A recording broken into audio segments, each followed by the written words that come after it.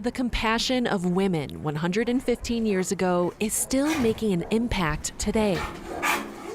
Their foresight for animal welfare made it possible for this puppy to have shelter, food, and friends to take her on walks. We were formed from a group of women that were ahead of their time, and we continue to be ahead of our time. Jean Milne Gower founded the Dumb Friends League in 1910 after a visit to London. She came back here and decided we need something to serve animals in Colorado. Abroad, Gower found inspiration from a similar organization called Our Dumb Friends League. It surprises me that women pre-World War I were able to express their independence and values in that way when we think about all the stories we hear about how that wasn't the norm.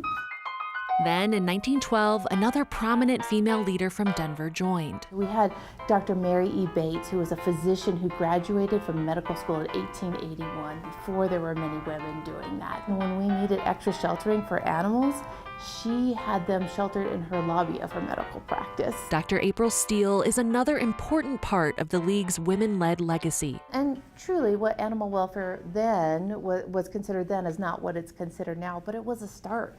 And this is what grew out of it. Before coming here a decade ago, she had her own practice in Denver for 20 years. One of the things that I love when I look at our old pictures is how dressed up everybody is. We have most beautiful women walking around in their dresses and their high heels with dogs in a shelter that isn't as nice as the shelter that we have now. Today, Dr. Steele is continuing the work of the women who came before her while making her own mark as the League's first female CEO and president. We don't believe that pet ownership and healthy pet ownership should be a privilege. We believe that the value of that relationship should be offered to everybody.